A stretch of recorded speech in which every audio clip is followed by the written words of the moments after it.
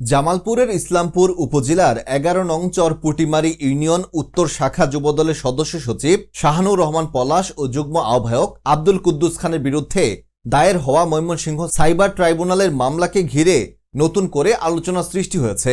জামালপুর জেলা প্রতিনিধির পাঠানো তথ্য ও ভিডিওচিত্রে দেখুন বিস্তারিত। এদিকে মামলার বাদী শারমিন আক্তারের আপন মামা আদর আলী মিস্ত্রি দাবি করেছেন, পুরো ঘটনাটি পরিকল্পিত ও উদ্দেশ্যপ্রণোদিত। তার অভিযোগ, একটি স্বার্থান্বেষী মহল রাজনৈতিকভাবে হেয় প্রতিপন্ন করতে এই ঘটনাকে ব্যবহার করছে। তিনি বলেন, আমার ভাগ্নিকে ব্যবহার করে এলাকার কিছু অসাধু, জুয়ারি ও স্বার্থান্বেষী ব্যক্তি পলাশ ও কুদ্দুসের রাজনৈতিক সুনাম ক্ষুণ্ণ করার অপচেষ্টা চালাচ্ছে। মানববন্ধন ও মামলার পেছনে ষড়যন্ত্র রয়েছে। আমরা সুষ্ঠু তদন্ত চাই।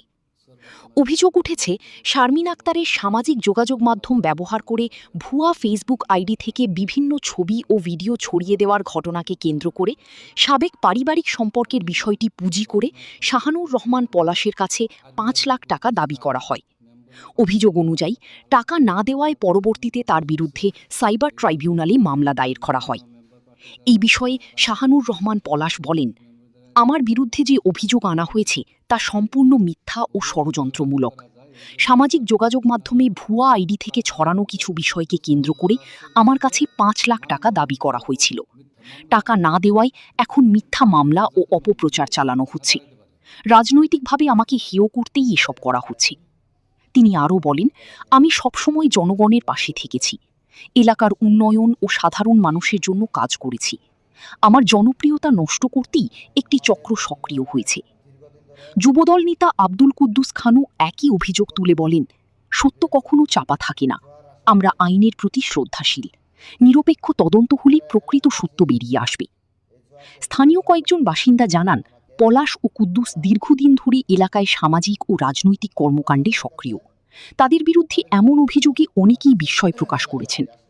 একজন স্থানীয় বাসিন্দা বলেন, রাজনৈতিক প্রতিহিংসা থেকেই এসব করা হচ্ছে।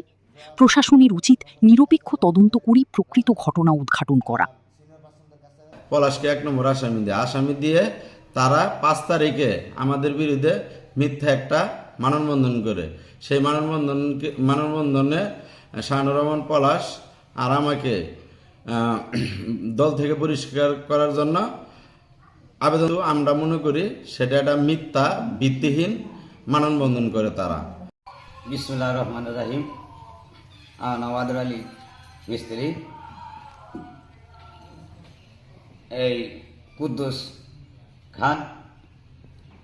খানের বিরুদ্ধে সিনেশ্বরের এক মেয়ের কারণে আমার এলাকার মানুষ সবাই যোগ দিয়ে মেম্বরি প্রার্থী হবে এবং এমপি সহ আমার কথাবার্তা এবার মেম্বর দিব।